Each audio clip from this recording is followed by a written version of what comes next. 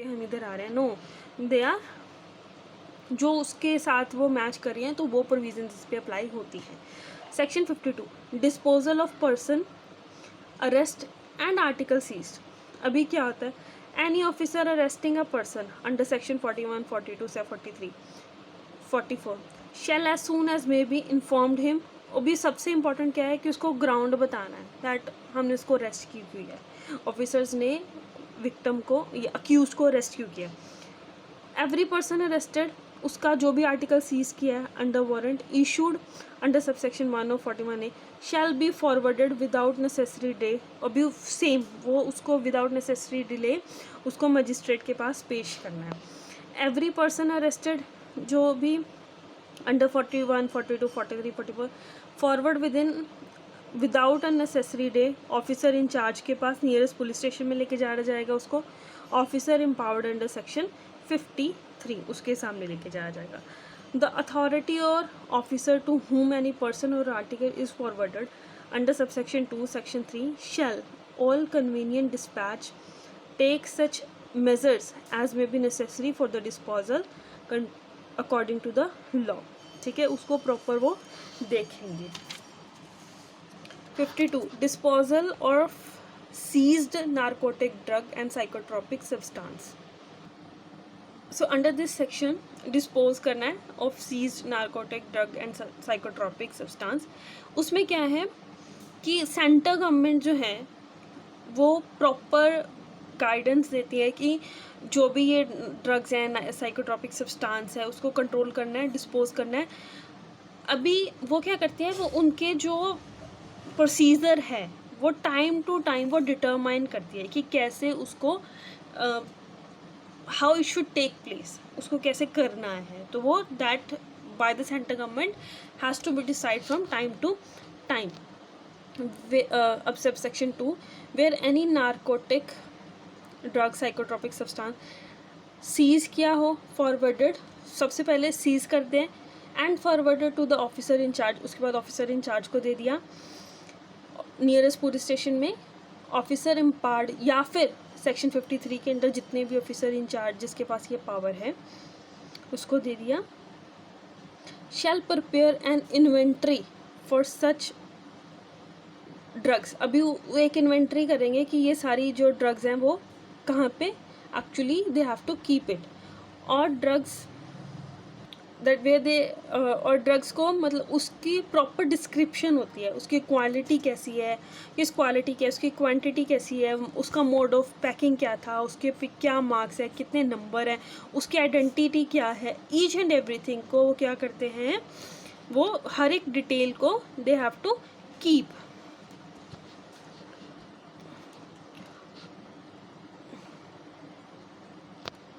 They have to check the country of origin and other particulars officers subsection 1 consider relevant। उसकी जो भी identity है उसको they have to keep the detail of each and everything. So subsection A क्या कहता है, certifying the correctness of the inventory. अभी उसका क्या काम है, सर्टिफाई करना है कि ये करेक्ट है जो भी उसने इन्वेंशंस की है।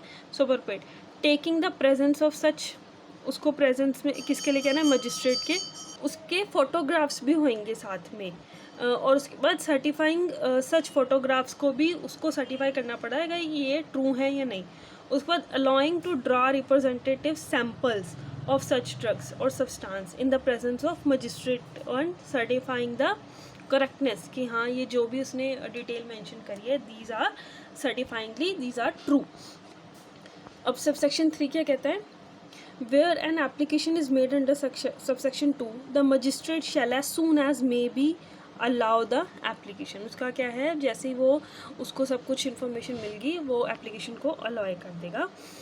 सबसेक्शन 4 क्या कहता है, notwithstanding anything contained in the Indian Evidence Act or the CRPC every court trying an offence under this act shall treat inventory, photographs, drugs, psychotropic substance, any list of sample drawn and certified magistrate as primary evidence. मतलब क्या है, वो जितने भी वो सारी details हैं everything उसको वो क्या मानेंगे, सेकेंडरी नहीं। In fact the photographs those will be the primary evidence. Now section 53 क्या कहता है, जो हम जिसके बारे में हम पढ़ भी थे, power to invest officers, investigate करने के लिए किसको, any certain department with power of officer in charge of a police station.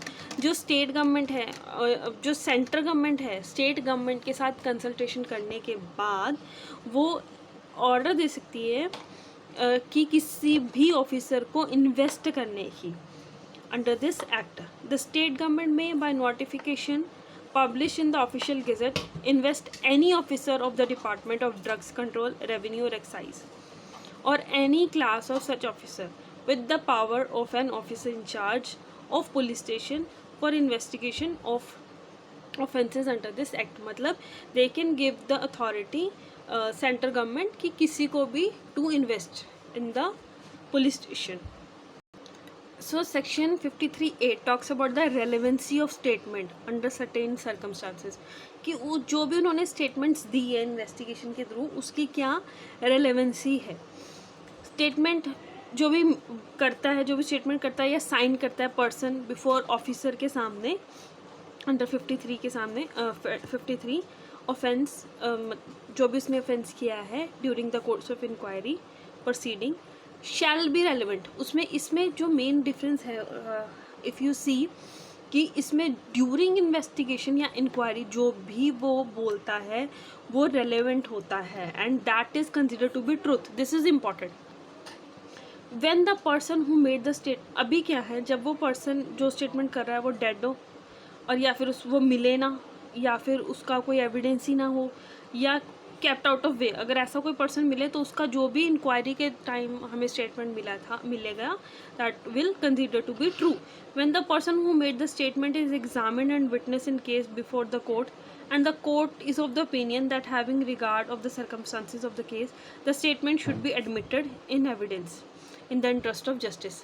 दूसरा केस कौन सा होता है कि जब कोर्ट को ऐसा लगे कि in the interest of justice इसकी जो स्टेटमेंट है उसको एडमिशन करना चाहिए तो भी वो रेलेवेंट रहती है। अब सब सेक्शन 2 क्या कहता है, the provision of sub section 1 so far as may be apply in relation to any proceeding under the act, the rules or order made thereunder other than the proceeding before the court and then apply in relation to the proceeding before the court the same।